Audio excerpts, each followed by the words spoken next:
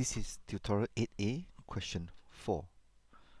In this question, we are asked to find the variable a and b, and they are real numbers, and they are being plugged into a minus bi, these complex numbers, and we have this expression, this equality, and the problem is let's find a and b's. Right, so we are asking you to manipulate complex numbers so that we can solve for this a and b.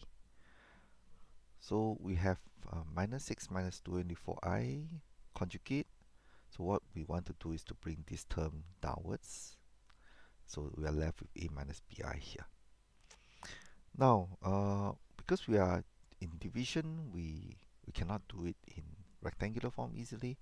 I will advise you to convert into polar form. So this guy convert to this. You can use the calculator to try. Just remember there's a complex conjugate. Then we have 3 plus 5i, so this is 3 plus 5i in polar form. The division of two complex numbers is simply 24.7 divided by 5.83, so we are dividing these two numbers to get this. And in angle, we are the angle minus in polar form. So 1.81 minus 1.03, we get 0.78. So this number, actually, if you have done it symbolically, you'll realize that this term is square root of 18 and this term is pi over 4. Okay, now once we have that, then we are basically saying a minus bi squared equals to this term. So we are taking the square root of the right hand side to find a minus bi. That's it. So once we can find the square root of complex numbers, we will be able to find a and b.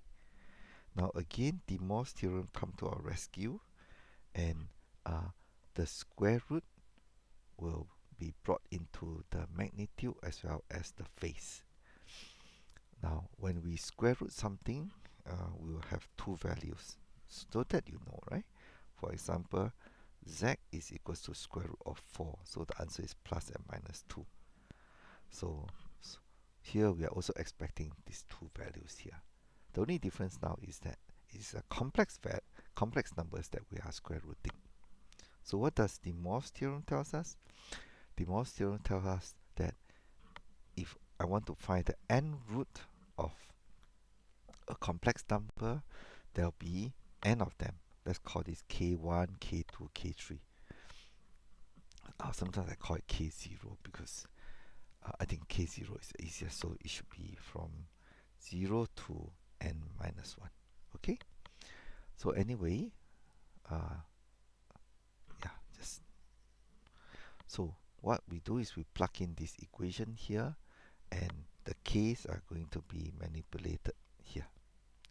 So we start from k equals to 0 to n minus 1, then there will be n root. The magnitude will be the n root, but the theta is very interesting, right? So it's theta plus 2 pi k, because remember, theta plus 2 pi k is the same angle.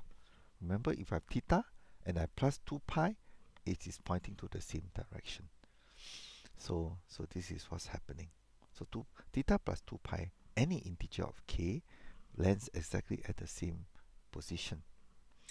And De Mor's theorem tells us that when we take the n root, then it must be theta plus 2 pi k divided by n. So we can substitute for k equals to 0 and k equals to 1 here, and then you'll get the answers. Okay, so the answers will come out, and then when you plot the answers, it is very interesting. So these answers are 1.9 plus j 0.78 minus 1.9 minus j 0.78. Please plot. So, okay, we have z0 here. So here to here is 1.9. Here to here is j 0.78. The other guy is at the other side, minus 1.9 minus j. You realize that the roots are lying in a circle, and they are spaced out in the circle. In this case, since there's two roots, they are spaced out 180 degrees apart.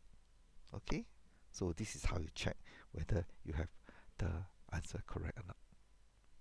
Okay, thank you.